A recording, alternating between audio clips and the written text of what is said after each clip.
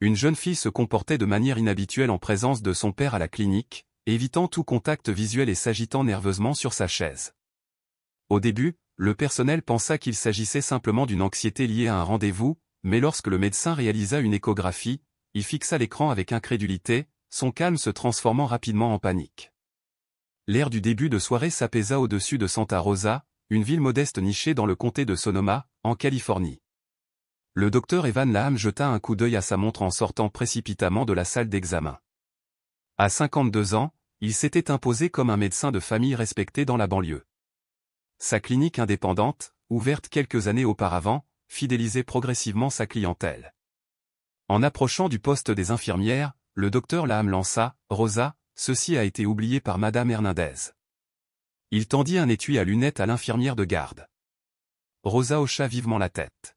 « Je l'appelle tout de suite », répondit-elle en rangeant soigneusement l'étui dans le tiroir du bureau. Alors que le docteur Laham se retournait pour regagner sa salle d'examen, son regard parcourut la salle d'attente presque vide. Près du coin, un homme trapu en polo bleu était assis à côté d'une jeune fille portant un sweat à capuche rouge. Son visage s'illumina de reconnaissance. Marco, le salua chaleureusement le docteur Laham en s'approchant. Marco Allan, c'est ça? Je ne savais pas que vous veniez aujourd'hui. Marco se leva et lui tendit la main. Docteur Laham, ravi de vous voir. Le docteur Laham sourit, nous sommes voisins, Marco. Vous pouvez m'appeler Evan à la sortie de la clinique. Son attention se porta alors sur la jeune fille, qui gardait les yeux rivés au sol. Et voici Lucia. Je ne crois pas que nous nous soyons vraiment rencontrés, même si je vous ai déjà croisé dans le quartier. Lucia hocha à peine la tête, sans lever les yeux. Nous serons bientôt à vous, le rassura le docteur Laham. Je termine juste quelques formalités administratives. De retour dans sa salle d'examen, le docteur Laham s'installa derrière son bureau, classant méthodiquement les dossiers de son précédent patient. Quelques instants plus tard, Rosa Delgado, son aide-soignante, entra discrètement. Elle commença à désinfecter la table d'examen et le matériel, préparant leur arrivée. À voix basse, Rosa confia, il y a quelque chose d'étrange chez ce père et cette fille, là-bas. Le docteur Laham leva les yeux, intrigué. Que voulez-vous dire? Rosa fronça les sourcils tandis qu'elle essuyait l'échographe. Quand j'ai pris les constantes de la fille, son père ne l'a pas laissé parler, même pas pour donner son nom. Il n'arrêtait pas de répondre à sa place, refusant de la laisser parler directement. Elle secoua la tête, incrédule. Je devais sans cesse lui rappeler que j'avais besoin de ses nouvelles. Et la fille Lucia où elle n'a jamais établi de contact visuel, ajouta gravement Rosa. Le docteur Laham se renversa pensivement dans son fauteuil. Je les connais, dit-il. Ils habitent à 3 maisons de chez moi. Marco peut être un peu autoritaire. Certains pères sont comme ça. Rosa l'interrompit doucement, moi aussi, je suis mexicaine, docteur Laham, et ce n'est pas culturel. C'est autre chose. Elle marqua une pause, puis haussa les épaules. Mais vous les connaissez mieux que moi. C'est peut-être juste leur dynamique familiale. Lui tendant le dossier médical de la jeune fille, Rosa vit les yeux du docteur Laham s'écarquiller en lisant la liste des symptômes. 14 ans, avec des symptômes de grossesse, murmura-t-il. Rosa hocha la tête d'un air sombre. C'est pourquoi je suis inquiet. Le docteur Laham rajusta sa blouse blanche et se calma. Envoyez-les, dit-il. La porte s'ouvrit et Marco guida Lucia dans la pièce, la main fermement posée sur son épaule. La jeune fille avançait avec précaution, comme sur des œufs, le corps tendu sous son ample sweat à capuche rouge. Merci de votre visite, docteur, dit Marco en s'asseyant près de la table d'examen, surtout à cette heure tardive. Bien sûr, répondit doucement le docteur Laham. Quel est le problème? Marco s'éclaircit la gorge, gêné. Ce n'est pas facile à dire, mais ma fille est enceinte. Bien que le docteur Laham l'ait vu sur le dossier, l'entendre si clairement lui serra l'estomac. Il jeta un coup d'œil à Lucia, qui resta silencieuse, les yeux fixés sur ses mains jointes sur ses genoux. Je vois, dit-il prudemment. Lucia, comment vous sentez-vous? Avant qu'elle puisse répondre, Marco intervint, elle a des nausées matinales, de la fatigue, ces derniers temps, se plaint de douleurs abdominales. Le docteur Laham resta concentré sur Lucia. Lucia, préféreriez-vous répondre à ces questions vous-même? La jeune fille hocha la tête à peine perceptiblement. Et comment cette grossesse est-elle arrivée, lui demanda directement le docteur Laham. Marco l'interrompit aussitôt, elle a un petit ami. On ne veut pas en parler. Son ton coupa net le sujet. Docteur, nous tenons à ce que cela reste confidentiel, se pencha Marco avec sérieux. Personne ne doit être au courant. Ni nos voisins, ni personne. Le docteur Laham acquiesça, le rassurant, la confidentialité des patients est un protocole standard, monsieur Alcon. Je ne peux pas discuter du cas d'un patient avec d'autres. Marco parut soulagé. Bien, bien, dit-il. Se tournant vers Lucia, le docteur Laham expliqua, j'aimerais faire une échographie pour vérifier l'état du bébé et déterminer votre grossesse. Ça vous convient? Elle hocha la tête, évitant toujours le contact visuel. Rosa va vous aider à monter sur la table d'examen. Vous devrez soulever votre chemise juste au-dessus de votre ventre. Rosa guida doucement Lucia vers la table. La jeune fille grimaça en s'allongeant. Ça fait mal, demanda doucement Rosa. Lucia acquiesça. Marco expliqua depuis sa chaise, la douleur abdominale s'aggrave. Le docteur Laham appliqua le gel sur le ventre de Lucia, remarquant son sursaut à son contact. Déplaçant délicatement le transducteur sur son abdomen, il observa attentivement l'écran. Ce qu'il vit le fit s'arrêter. C'est. Commença-t-il en ajustant l'appareil pour mieux voir. Lucia, vous semblez être enceinte d'environ 28 semaines. Les yeux de Marco s'écarquillèrent de surprise.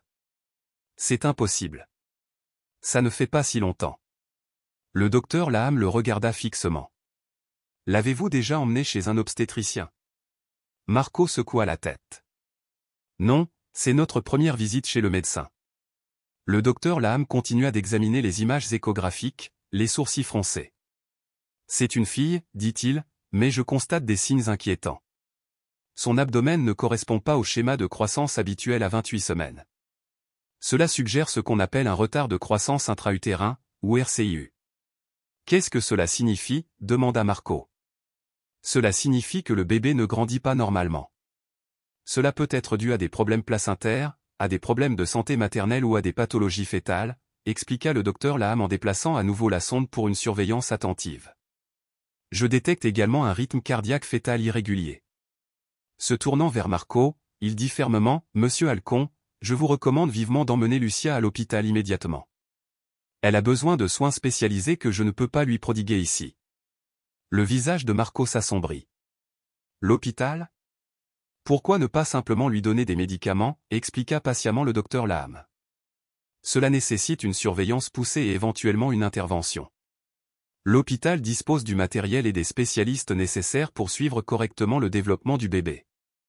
Ils peuvent effectuer des examens Doppler pour évaluer la circulation sanguine et vérifier le développement des organes. Marco parut hésitant, mais le docteur Laham poursuivit fermement, je peux vous prescrire des vitamines prénatales, du calcium et de l'acide folique pour soutenir son alimentation, mais ce n'est pas suffisant. Elle doit être examinée à l'hôpital. Après avoir rédigé l'ordonnance, le docteur Laham la tendit à Marco. La pharmacie d'Accent Grave Côté est encore ouverte. Vous pouvez la remplir pendant que l'infirmière Rosa nettoie Lucia. Marco jeta un regard hésitant entre le médecin et sa fille. Elle ira bien, lui assura le docteur Laham. On va juste nettoyer le gel et imprimer les images échographiques. Elle vous rejoindra à la pharmacie dans quelques minutes. À contre-cœur, Marco prit l'ordonnance et quitta la pièce, jetant un dernier regard à Lucia avant de fermer la porte. Dès qu'il fut parti, Rosa commença à essuyer délicatement le gel sur le ventre de Lucia. Tout ira bien, ma puce, murmura-t-elle. Soudain, les yeux de Lucia se remplirent de larmes. Elle donne des coups de pied quand elle entend sa voix, dit doucement Rosa. Je déteste qu'elle l'aime. Le docteur Laham et Rosa échangèrent des regards alarmés. La phrase restait en suspens, lourde de sens ambigu. Lucia, demanda prudemment le docteur Laham, qu'entendez-vous par là? Mais Lucia s'était déjà retranchée dans le silence. Son ouverture d'esprit momentanée s'estompa rapidement. Le docteur Laham essaya de comprendre ses paroles. Peut-être était-elle bouleversée par sa grossesse et projetait-elle ses sentiments sur son père. Ou peut-être Marco était-il en colère à cause de sa grossesse, et elle exprimait son ressentiment à travers lui. Ce qui est fait, dit-il doucement. Ton père t'a amené ici parce qu'il se soucie de ta santé. Maintenant, il faut que nous nous assurions que toi et le bébé allez bien. C'est pourquoi il est si important que tu ailles à l'hôpital immédiatement. Il tendit l'échographie imprimée à Lucia. Elle la prit, le regard fixé sur l'image en noir et blanc. À ses yeux, l'image ressemblait plus à un flou abstrait qu'à quelque chose de reconnaissable. À travers la vitre de la porte, le docteur Laham vit Marco revenir de la pharmacie. L'instant était perdu. Rosa aida Lucia à se redresser et ils se préparèrent à partir. Le docteur Laham regarda Marco récupérer sa fille, la main fermement posée sur son épaule, tandis qu'il sortait de la clinique. Après le départ de Marco et Lucia, Rosa retourna dans la salle d'examen, le visage troublé, tandis qu'elle rassemblait les derniers résultats d'échographie. 9 heures, annonça-t-elle en jetant un coup d'œil à sa montre. C'est tout pour aujourd'hui, n'est-ce pas? Le docteur Laham hocha la tête, encore perturbé par la déclaration énigmatique de Lucia. Oui, c'étaient les derniers patients. Rosa commença à éteindre l'échographe, ses gestes vifs mais son expression pensive. C'était étrange, tu ne trouves pas, demanda-t-elle finalement à la jeune fille cachant sa grossesse depuis 28 semaines et ce qu'elle avait dit lorsque son père avait quitté la pièce. Je sais, acquiesça le docteur Laham en s'appuyant contre son bureau. C'était vraiment inhabituel. Que penses-tu qu'elle voulait dire, insista Rosa, faisant référence au coup de pied du bébé lorsqu'il entendit la voix du père, et à sa réaction détestant que le bébé l'aime. Le docteur Laham passa une main dans ses cheveux. Je suppose qu'elle a dû cacher sa grossesse à son père pendant tout ce temps. C'est probablement pour ça qu'il vient de la faire venir. Peut-être était-il en colère en l'apprenant, et c'est pourquoi elle exprime ses sentiments. Rosa n'était pas convaincue. Mais elle a dit que le bébé donnait des coups de pied quand elle entendait la voix de son père, et elle n'aimait pas ça. Ça ne te paraît pas bizarre? Il pourrait s'agir d'un conflit entre les hormones de l'adolescence et celles de la grossesse, a suggéré le docteur Laham, même si l'explication lui semblait insuffisante. Les sautes d'humeur et l'instabilité émotionnelle sont courantes chez les deux groupes. Rosa hocha lentement la tête, même si le doute persistait dans son regard. J'espère qu'ils iront à l'hôpital comme tu le leur as dit. Moi aussi, a déclaré le docteur Laham. Ce bébé a besoin d'une surveillance médicale appropriée. Ils finirent de fermer la clinique, éteignant les lumières et verrouillant les armoires. Le reste du personnel était déjà parti, les laissant seuls pour sécuriser le bâtiment. Ils sortirent ensemble dans la fraîcheur de la nuit, le parking presque vide. Passez une bonne nuit, docteur, dit Rosa en se dirigeant vers sa voiture. Toi aussi, Rosa. À demain. Le docteur Laham monta dans sa berline, le moteur ronronnant lorsqu'il quitta le parking. Son esprit revivait sans cesse l'examen, cherchant des indices dans l'interaction entre le père et la fille. Quelque chose clochait, mais il ne parvenait pas à le situer.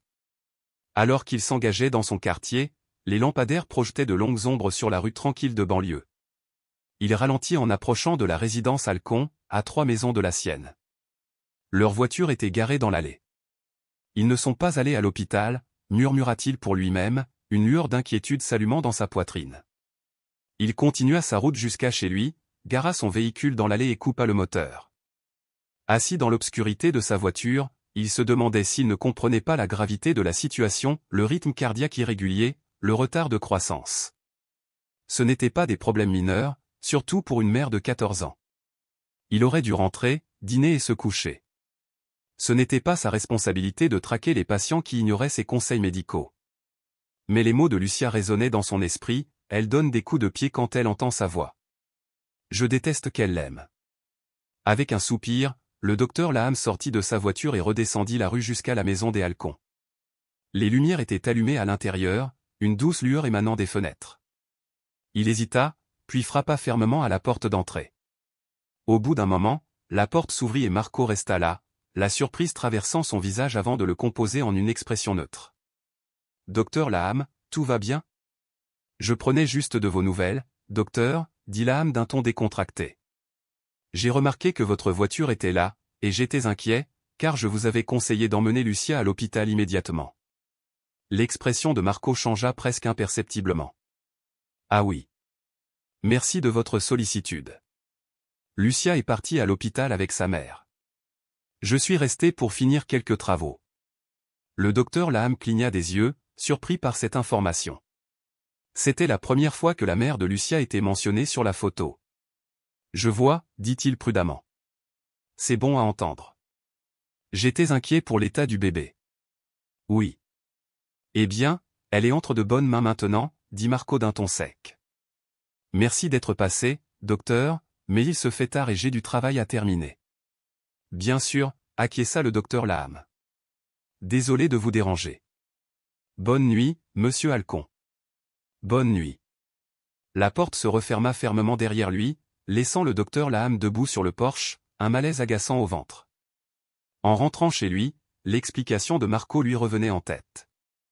Il espérait seulement que c'était la vérité. Dans sa cuisine, le docteur Laham ouvrit le réfrigérateur et en examina le contenu. Son appétit diminua à cause du sentiment persistant que quelque chose n'allait pas chez la fille. Il prit les restes du dîner de la veille des pâtes au poulet et les mit au micro-ondes. Tandis qu'il attendait que son plat chauffe, les inquiétudes de Rosa résonnaient dans son esprit, la façon dont Marco avait contrôlé la conversation, répondant aux questions destinées à Lucia, la réticence de la jeune fille à établir un contact visuel, son commentaire énigmatique sur le bébé, et maintenant l'affirmation de Marco selon laquelle Lucia était allée à l'hôpital avec sa mère. Le micro-ondes bipa, mais le docteur Laham le remarqua à peine. Une révélation le frappa. Bien qu'il ait vécu à seulement 3 maisons de la famille Halcon pendant plus d'1 an, il avait rarement vu Lucia ou sa mère dehors. Il savait que Marco avait une fille, mais leurs interactions se limitaient à quelques signes de la main depuis l'allée ou à de brefs échanges lors des réunions de quartier, toujours avec Marco seul. Quant à sa femme, il ne se souvenait même pas de la dernière fois où il l'avait vue. Il emporta son assiette dans son bureau, une petite pièce avec un bureau, un ordinateur et des étagères remplies de manuels médicaux. Posant son dîner, il ouvrit son ordinateur portable et se connecta à Facebook. Cela dépasse probablement certaines limites professionnelles, murmura-t-il pour lui-même, mais quelque chose ne va pas. Il a cherché Marco Halcon et a rapidement trouvé son profil. Les paramètres de confidentialité de Marco étaient minimaux, ce qui permettait au docteur Laham de consulter ses photos et ses informations. Il a parcouru la liste d'amis, à la recherche de quelqu'un qui pourrait être la mère de Lucia. Daniela Rivera, lut-il à haute voix. Ce nom lui semblait vaguement familier, comme s'il l'avait entendu il y a longtemps. Sa photo de profil réveilla quelque chose de profond dans sa mémoire. Le visage de la femme ressemblait subtilement à celui de Lucia, et il était presque certain de l'avoir déjà vu, quelque part dans le passé. Il a cliqué sur le profil, parcourant les rares informations accessibles au public. La page de Daniela comportait peu de photos récentes avec Marco ou Lucia. En parcourant sa chronologie, le docteur Laham a même remarqué une absence flagrante de photos de famille depuis plusieurs années. Il y avait des photos de Daniela à des événements professionnels avec des amis, mais aucune avec sa fille. S'ils sont divorcés, ce serait logique, songea-t-il à voix haute. Mais alors, pourquoi Marco dirait-il que Lucia est allée à l'hôpital avec elle? Le docteur Laham savait qu'il outrepassait les limites de sa profession en enquêtant ainsi sur la famille de sa patiente. Mais le bien-être de Lucia et potentiellement sa sécurité ont pris le pas sur ses hésitations. Il a cliqué sur l'icône de messagerie et a commencé à taper un message à Daniela. Bonjour, Madame Rivera. Veuillez m'excuser de vous contacter ainsi, mais je suis le docteur Evan Laham, médecin de famille, et j'ai vu votre fille Lucia aujourd'hui. Je voulais juste savoir comment se passe la visite à l'hôpital. Veuillez m'excuser pour cette intrusion. Il hésita avant d'appuyer sur « Envoyer », conscient que ce message pourrait la mettre en colère ou la perturber. Mais l'inquiétude pour Lucia l'emporta et il envoya le message. Le docteur Laham mangeait son dîner en jetant de temps en temps un coup d'œil à l'écran pour attendre une réponse. Aucune réponse ne venait. Il a nettoyé son assiette, enfilé des vêtements plus confortables et s'est préparé à aller au lit, vérifiant son téléphone une dernière fois avant de se coucher. Alors qu'il était allongé dans son lit, les yeux rivés au plafond, son téléphone sonna et une notification retentit. Il le saisit rapidement et vit un message de Daniela Rivera. Quelle visite à l'hôpital?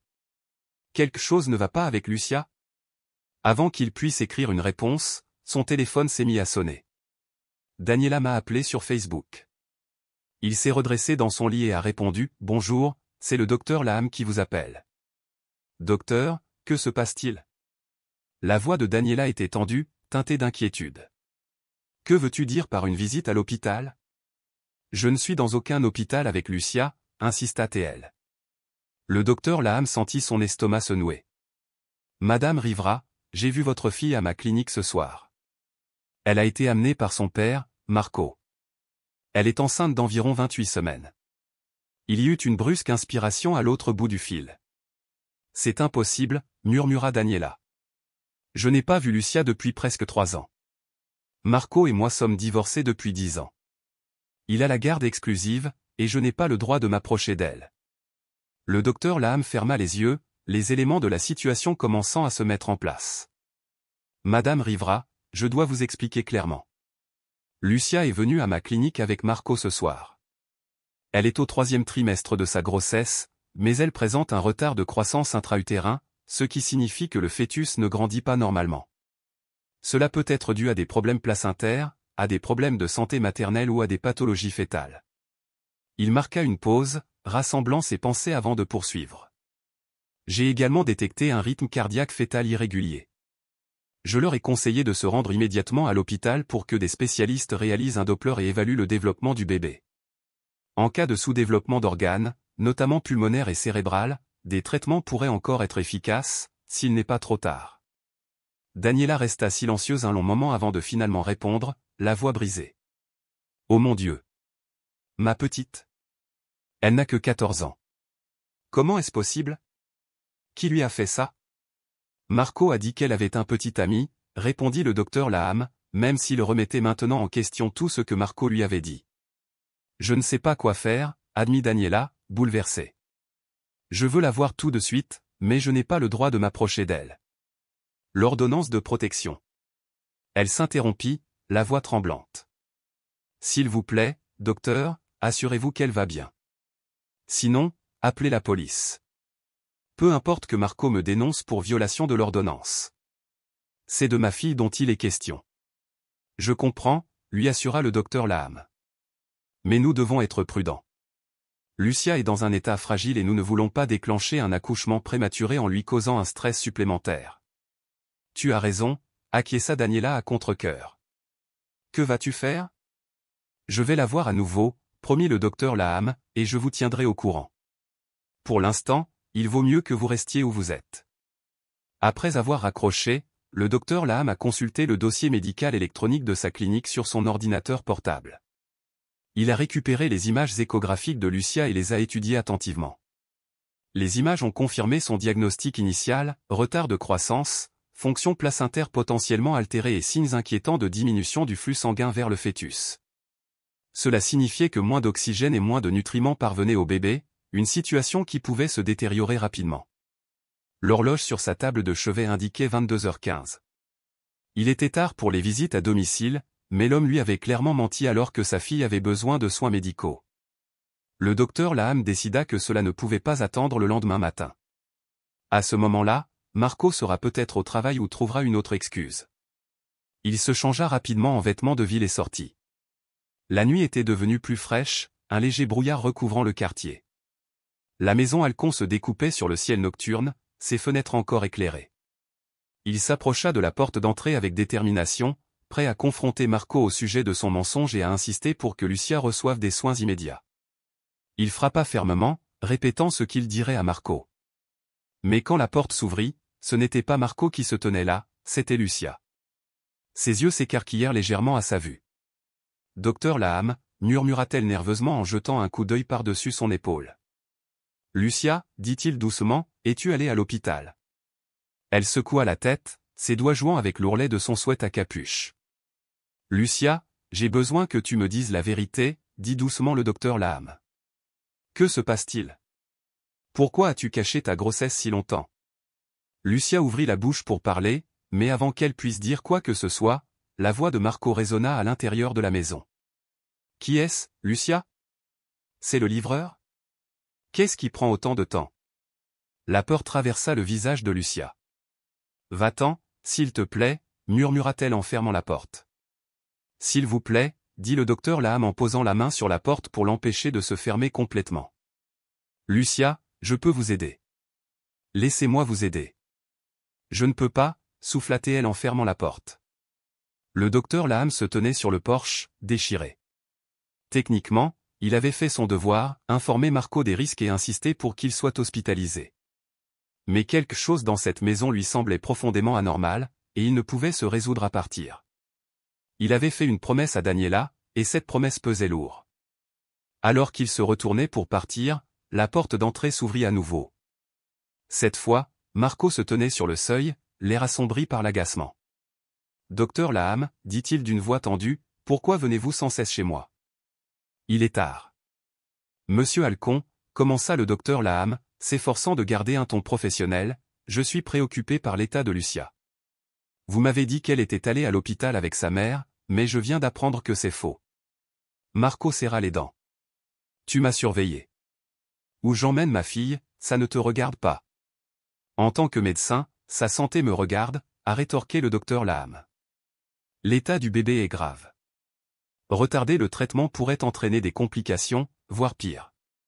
Marco lança un regard noir, prêt à répondre, lorsqu'une lumière s'alluma chez le voisin. Un rideau trembla, quelqu'un observait visiblement la confrontation. L'attitude de Marco changea brusquement. On devrait peut-être poursuivre cette conversation à l'intérieur, suggéra-t-il d'une voix soudain conciliante. Inutile de déranger tout le quartier. Le docteur Laham hésita, puis hocha la tête. Marco recula, le laissant entrer. Le salon était sobrement décoré, un canapé usé, une table basse et une télévision accrochée au mur. Lucia était assise au bord du canapé, les mains jointes sur les genoux, les yeux rivés au sol. « Lucia, dit doucement le docteur Laham, comment te sens-tu » Marco l'interrompit avant qu'elle puisse répondre. « Elle va bien, juste fatiguée. » « Les femmes enceintes se fatiguent, n'est-ce pas, docteur ?» Le docteur Laham se tourna vers Marco. « Monsieur Halcon, vous devez comprendre la gravité de la situation. L'échographie a révélé un retard de croissance intra-utérin et un rythme cardiaque fœtal irrégulier. Ces problèmes nécessitent une prise en charge médicale immédiate.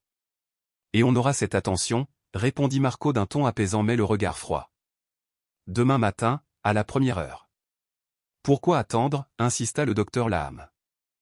Pourquoi pas ce soir? Parce qu'il est tard, fit Marco en désignant l'horloge murale. Lucia a besoin de repos. Elle est épuisée.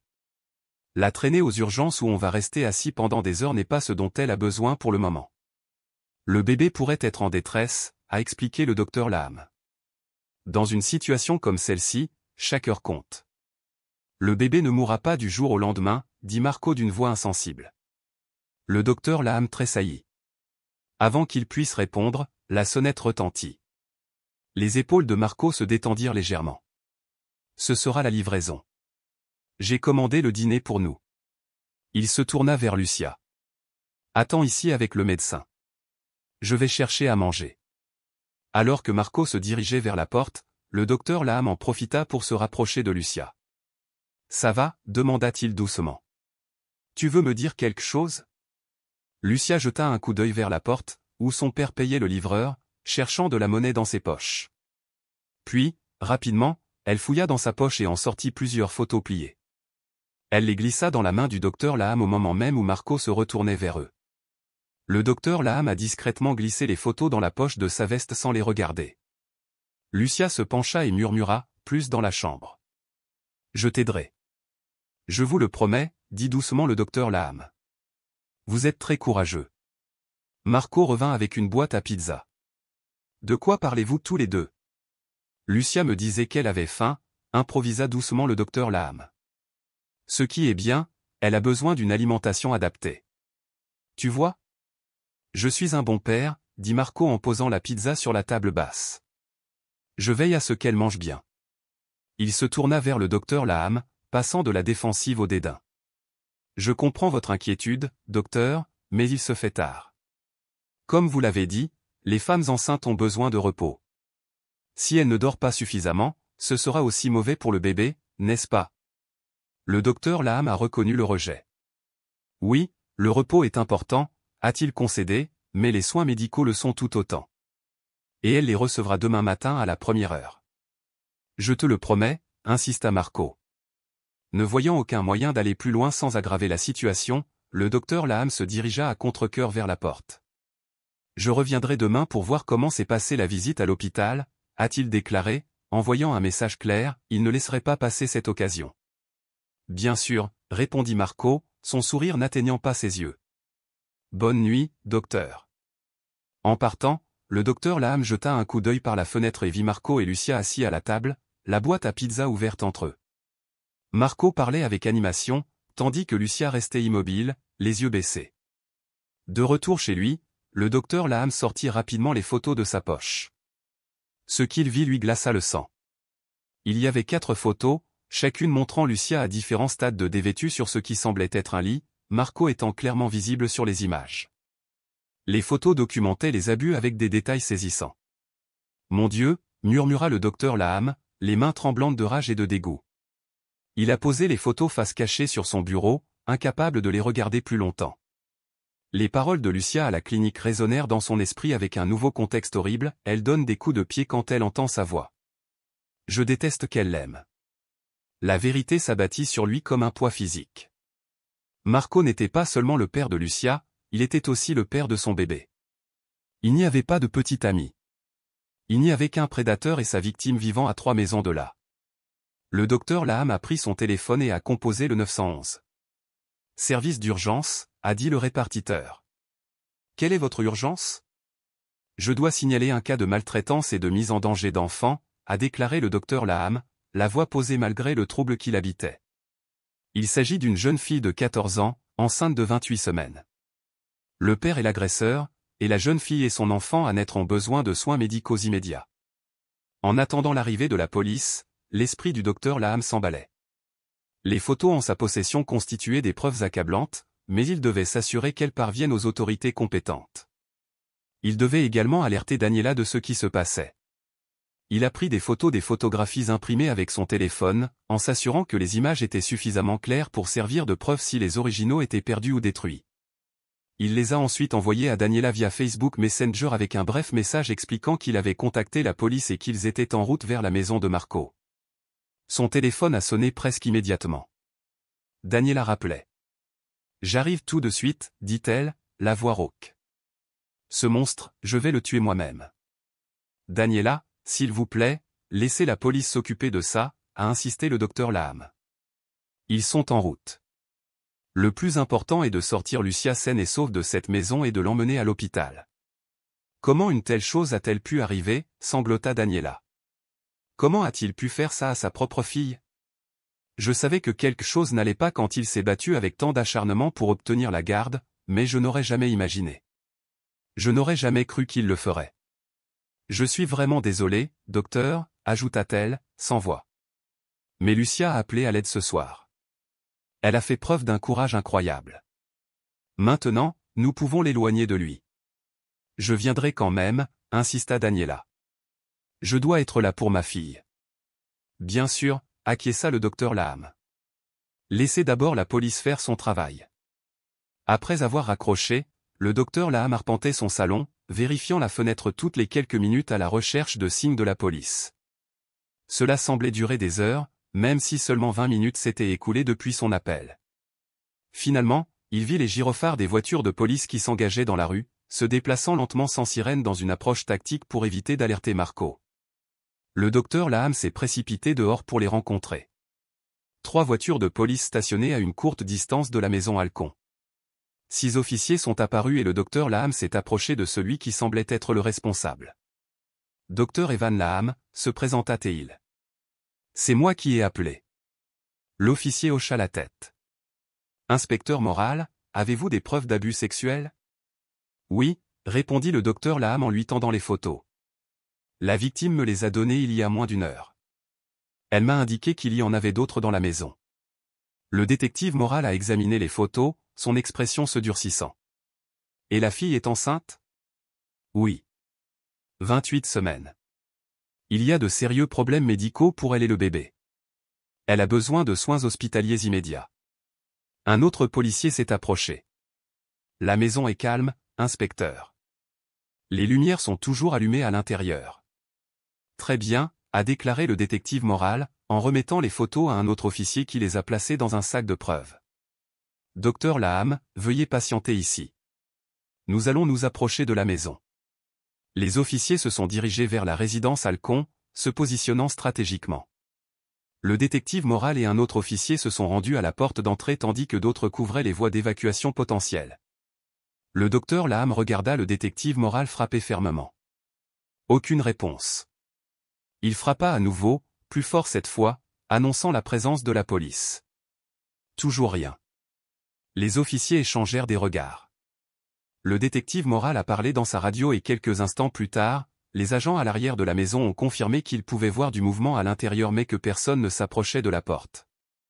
Après plusieurs tentatives supplémentaires, le détective Moral a pris une décision. « On y va », annonça-t-il. « Il y a peut-être un mineur en danger à l'intérieur. » Un officier a avancé un bélier. Ils l'ont positionné contre la porte et, avec 3 coups violents, le cadre de la porte s'est brisé et a cédé. Le docteur Laham est resté sur le périmètre comme indiqué, s'efforçant de voir ce qui se passait. Les policiers sont entrés dans la maison, leur voix criant « Police, département de police de Santa Rosa ». Les voisins ont commencé à émerger, attirés par l'agitation. Le couple d'a accent grave côté, un couple plus âgé qui avait observé la confrontation précédente depuis leur fenêtre, s'est approché du docteur Laham. « Que se passe-t-il » demanda la femme en serrant sa robe. Avant que le docteur Laham ne puisse répondre, des cris ont éclaté à l'intérieur, suivis par des officiers se précipitant à l'étage. Puis, de nouveaux cris sont venus de l'extérieur. Là-bas sur le toit, a crié quelqu'un. Le docteur Laham leva les yeux et vit Marco sortir d'une fenêtre du grenier sur le toit au-dessus du garage. Il tirait Lucia derrière lui, lui serrant fermement le poignet alors qu'elle luttait pour maintenir l'équilibre sur la pente raide. « Restez en arrière » hurla Marco en apercevant les officiers en contrebas. « Je la repousse si vous vous approchez. On est une famille. Si je dois couler, on coulera tous ensemble. » Lucia pleurait, une main couvrant de manière protectrice son ventre de femme enceinte. « S'il vous plaît, ne le faites pas » supplia-t-elle, sa voix résonnant dans l'air nocturne. « S'il vous plaît, aidez-moi. » La police a immédiatement reculé, demandant par radio un soutien supplémentaire. Le docteur Laham a entendu des demandes de secours et ce qui ressemblait à une aire d'atterrissage gonflable. « Marco » cria le docteur Laham en s'avançant malgré les avertissements des policiers. « Ne fais pas ça. La police a les photos. Elle sait tout. » Le visage de Marco se tordit de rage. « Elle t'a donné ces photos, petite garce » cracha-t-il à Lucia.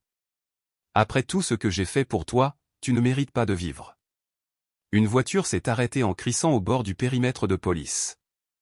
Daniela a bondi et s'est précipitée vers la maison avant qu'un officier ne l'intercepte. « C'est ma fille » cria-t-elle, luttant contre la retenue de l'officier. « Lucia, je suis là, bébé. Je suis là. » Le visage strié de larmes de Lucia se tourna vers la voix de sa mère. « Maman. » Cette distraction momentanée a suffi à Marco pour attirer Lucia plus près du bord du toit. Les officiers en dessous avaient déployé un grand coussin de sécurité gonflable, le positionnant sous eux. Marco a lancé l'inspecteur Moral dans un mégaphone, ici l'inspecteur Moral de la police de Santa Rosa. Libérez la fille et rendez-vous. Vous n'avez nulle part où aller. Le docteur Laham pouvait voir les agents se positionner à la fenêtre du grenier, prêts à appréhender Marco par derrière. Marco les a vus aussi. « Reste en arrière » cria-t-il en tirant Lucia plus près du bord. « Je sauterai avec elle s'il le faut. » Daniela s'est libérée de l'officier qui la retenait. « S'il te plaît, Marco. C'est notre fille. Ne lui fais pas de mal. Elle est à moi. » Marco grogna, « Tu ne l'as jamais méritée. Tu n'as jamais mérité ni l'un ni l'autre. » À ce moment-là, le docteur Laham réalisa avec horreur que Marco considérait Lucia et son enfant à n'être comme des possessions, des choses à contrôler ou à détruire. Les agents postés à la lucarne commencèrent à sortir sur le toit. Marco, voyant sa voie de fuite bloquée et les autorités se rapprochant, prit une décision désespérée. « Non » cria le docteur Laham, mais il était trop tard. Sans hésiter, Marco poussa Lucia du toit. Elle tomba, son cri de terreur perçant la nuit, et atterrit saine et sauve sur le coussin gonflable en contrebas. Les policiers se sont immédiatement précipités à son secours, tandis que d'autres se sont précipités vers Marco, qui a tenté de sauter dans une autre direction pour s'échapper. Il n'est pas allé bien loin. 2 policiers l'ont plaqué en plein vol, le projetant sur le toit avec une telle force qu'il a perdu le souffle. Ils l'ont rapidement menotté et ont commencé à le faire descendre, bien qu'avec beaucoup moins de douceur qu'avec Lucia. Le docteur Laham se précipita vers Lucia, allongée sur le coussin de sécurité, tandis que les ambulanciers vérifiaient déjà ses signes vitaux. « Je suis son médecin » expliqua-t-il en s'agenouillant à côté d'elle. « Lucia, m'entendez-vous » Ses yeux s'ouvrirent brusquement, des larmes coulant sur ses joues. « Le bébé » murmura-t-elle. Le bébé va bien, demanda le docteur Laham en posant doucement la main sur son ventre, à la recherche d'un mouvement. On vous emmène à l'hôpital pour en être sûr, mais je pense qu'elle ira très bien. Vous avez été très courageuse, Lucia. Très courageuse. La nuit s'emplissait des gyrophares des voitures de police et des ambulances. Les policiers conduisirent Marco, menotté, vers une voiture de patrouille qui l'attendait, le visage crispé par la rage. En passant devant Daniela, qui observait avec anxiété les ambulanciers s'occuper de Lucia, Marco cracha dans sa direction. « C'est ta faute, gronda Théil. Tu n'as jamais été une vraie mère pour elle. » Le sang-froid de Daniela s'est effondré lorsqu'elle s'est jetée en avant. « Espèce de monstre. Ce que tu as fait à notre fille, tu n'es pas humaine. » Un officier s'est interposé entre eux, guidant Daniela pendant que ses collègues poussaient Marco vers la voiture de police. Il devrait croupir en prison pour toujours, sanglota Daniela tandis que le docteur Laham s'approchait d'elle. J'ai toujours su qu'il avait un problème, mais... Vous ne pouviez pas le savoir, dit doucement le docteur Laham. Les prédateurs comme Marco sont passés maîtres dans l'art de dissimuler leur véritable nature. Les ambulanciers ont stabilisé Lucia sur un brancard, se préparant à la charger dans l'ambulance. Le docteur Laham a guidé Daniela vers eux. Elle a besoin de vous maintenant, a-t-il dit. Concentrez-vous sur Lucia, pas sur lui. Daniela a hoché la tête, essuyant ses larmes en s'approchant du brancard. Quand Lucia vit sa mère, de nouvelles larmes lui montèrent aux yeux. Maman, murmura-t-elle en tendant une main tremblante. Tu m'as manqué, dit doucement Daniela en prenant la main de sa fille et en l'embrassant tandis que des larmes coulaient sur son visage. Tu m'as tellement manqué aussi, ma puce. Je suis là maintenant, et je ne te quitterai plus jamais. Le docteur Laham s'est approché du secouriste en chef. Je suis son médecin. J'aimerais vous accompagner à l'hôpital, si vous le souhaitez. L'ambulancier hocha la tête. Votre avis sur son état nous serait précieux, docteur. Alors qu'il chargeait Lucia dans l'ambulance, l'inspecteur moral s'est approché du docteur Laham. Docteur, nous devrons vous parler à l'hôpital. Et vous aussi, madame, ajouta-t-il à Daniela. Mais pour l'instant, allez avec votre fille. On vous retrouve là-bas. Daniela monta dans l'ambulance aux côtés de Lucia, sans jamais lâcher sa main.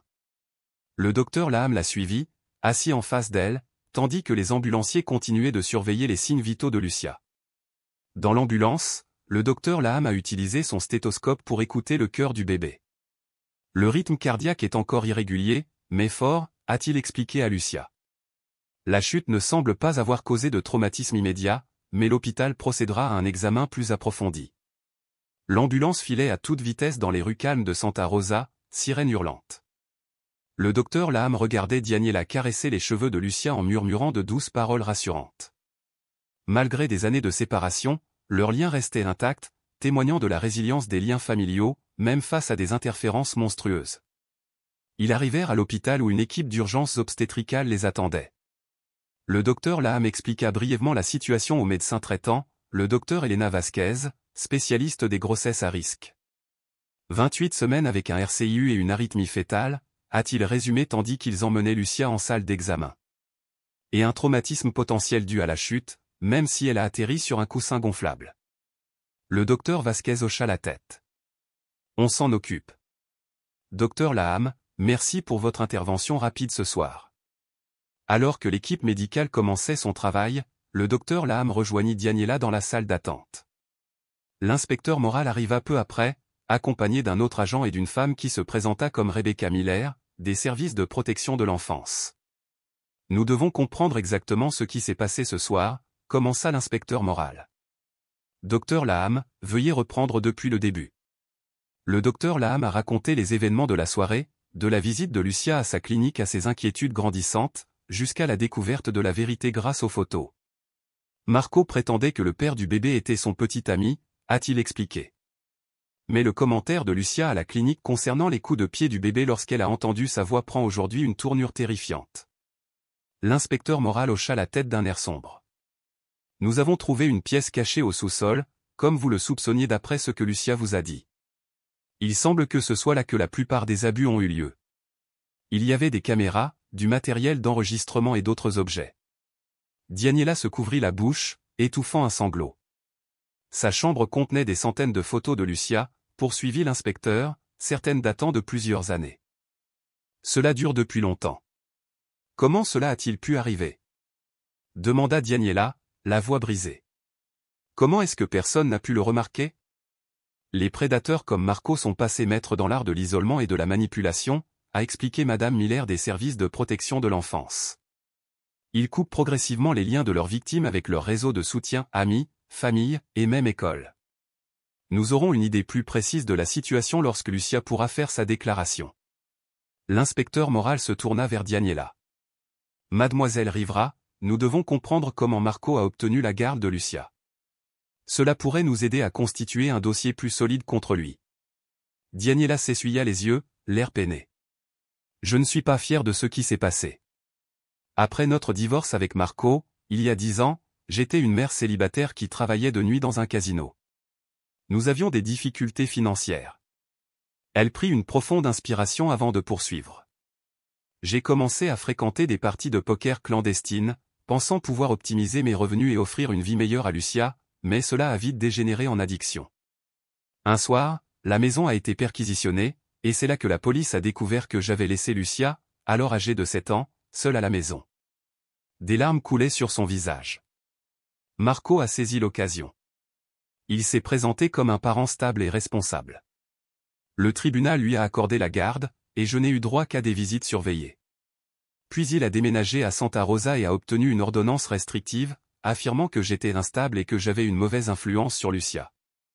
Il l'a systématiquement isolée. Madame Miller hocha la tête. C'est une tactique courante. J'ai passé les 3 dernières années à reconstruire ma vie et à emménager dans ce quartier, a déclaré Daniela.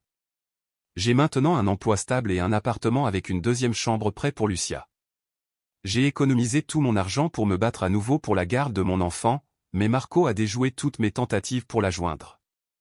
Le docteur Vasquez sortit de la salle d'examen avant que quiconque puisse répondre. Tous se tournèrent vers elle, impatients. L'état de Lucia est stable, a-t-elle indiqué. Le rythme cardiaque du bébé reste irrégulier, mais nous avons commencé un traitement pour l'améliorer. Nous avons également commencé des injections de stéroïdes pour accélérer la maturation pulmonaire fœtale, ce qui est crucial en cas de RCIU. Elle souffre de malnutrition sévère et présente des signes de stress et de traumatisme à long terme, mais elle devrait se rétablir physiquement. Et le bébé, demanda Diana. Nous surveillons la situation de près, a répondu le docteur Vasquez. Les prochaines 48 heures seront cruciales. La chute ne semble pas avoir provoqué de décollement placentaire, ce qui est une bonne nouvelle, mais les pathologies préexistantes, retard de croissance et irrégularité cardiaque restent préoccupantes. Pouvons-nous la voir, demanda le docteur Laham. Le docteur Vasquez hocha la tête. Elle demande sa mère, et vous aussi, docteur Laham. Elle dit que vous lui avez sauvé la vie. La chambre d'hôpital était faiblement éclairée. Le bip continu des moniteurs créait un rythme rythmique. Lucia était allongée sur des oreillers, une perfusion dans le bras et des moniteurs fœtaux fixés sur son ventre gonflé. Malgré tout ce qu'elle avait enduré, quelque chose avait changé en elle maintenant, une étincelle dans ses yeux qui n'était pas là auparavant. Le poids de son secret avait été levé. Daniela s'approcha du chevet de sa fille, hésitante, comme si elle craignait que Lucia ne disparaisse. « Lucia » murmura-t-elle doucement en lui prenant la main. « Ma belle et courageuse fille. » Les yeux de Lucia se remplirent de larmes.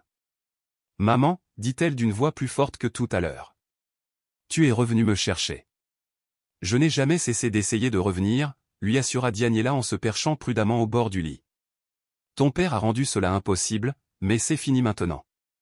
Il ne pourra plus jamais te faire de mal. » Le docteur Laham se tenait respectueusement au pied du lit, laissant à la mère et à la fille le temps de se retrouver.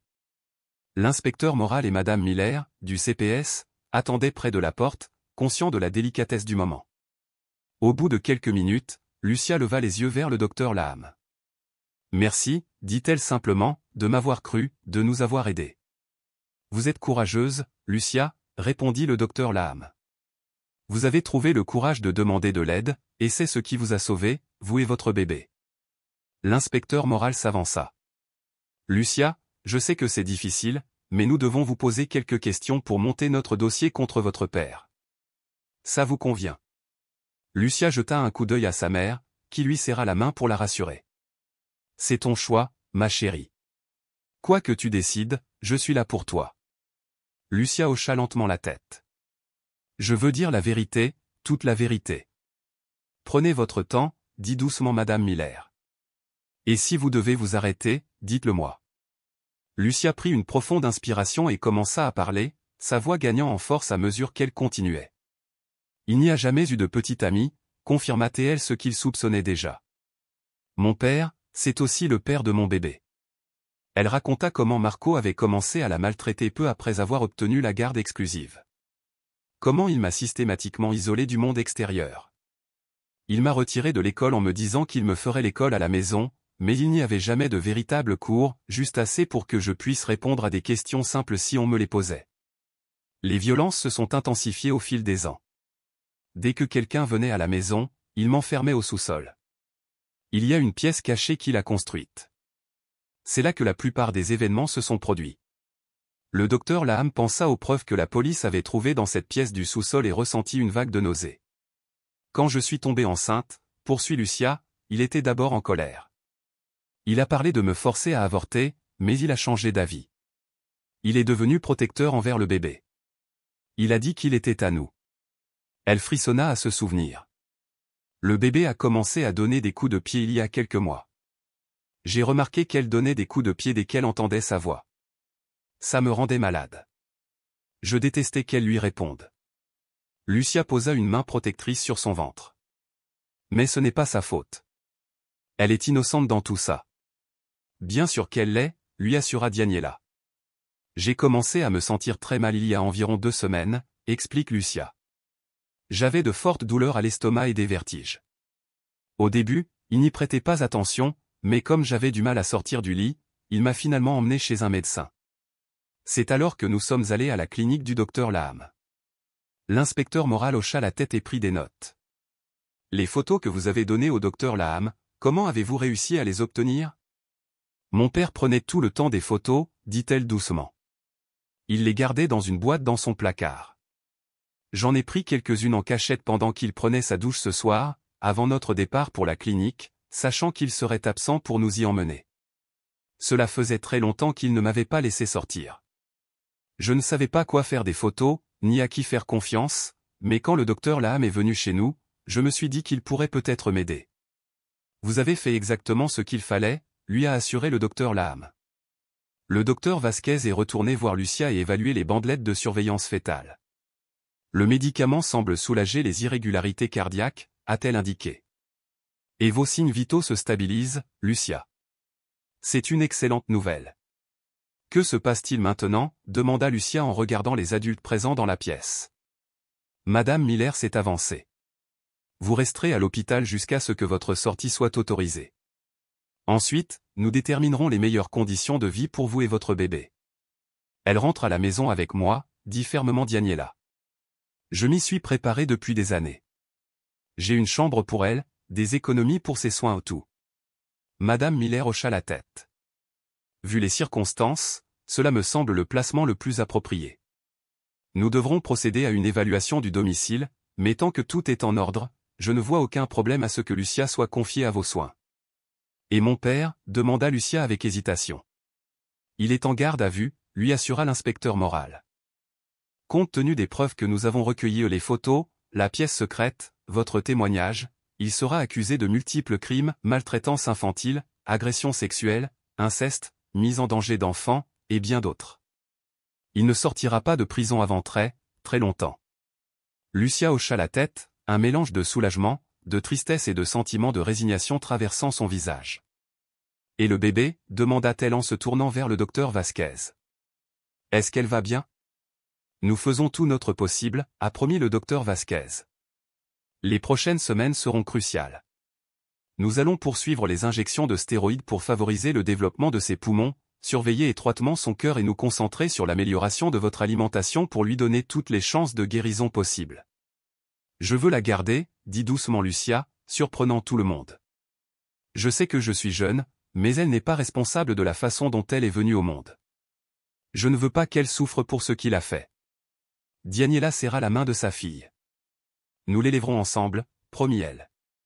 Toi, moi et ta fille. Elle sera toujours aimée et protégée. Alors que la nuit tombait, l'inspecteur Moral et Madame Miller partirent, promettant de revenir le lendemain. Le docteur Vasquez termina son examen et partit examiner d'autres patients. Daniela s'installa dans le fauteuil près du lit de Lucia, refusant de quitter sa fille, même un instant. Le docteur Laham se préparait également à partir, ses devoirs professionnels remplimaient son cœur encore lourd du poids de tout ce dont il avait été témoin. « Docteur Laham » appela Lucia en arrivant à la porte. « Merci de votre écoute, d'avoir vu que quelque chose n'allait pas. » Il se tourna vers elle, frappé par la résilience de son jeune visage. « Je suis content d'avoir pu aider. »« Tu as fait plus qu'aider, » dit Daniela. « Tu les as sauvés tous les deux alors que tout le monde détournait le regard. » Alors que le docteur Laham rentrait chez lui au petit matin, les rues de Santa Rosa étaient calmes et désertes. Il repensa aux événements de la nuit. Sa décision de suivre son instinct, de dépasser les limites professionnelles lorsque le bien-être d'un enfant était en jeu, avait fait toute la différence. À son retour, le silence régnait dans le quartier. La maison Alcan, devenue scène de crime, était délimitée par un ruban jaune de police. Les voisins se réveilleraient dans une rue transformée ou une communauté obligée de reconnaître l'horreur qui régnait en son sein, inaperçue depuis des années.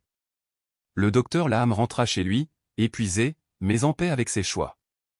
Dans la profession médicale, le mandat était clair, d'abord, ne pas nuire. Mais parfois, faire le bien exigeait plus que d'éviter de nuire.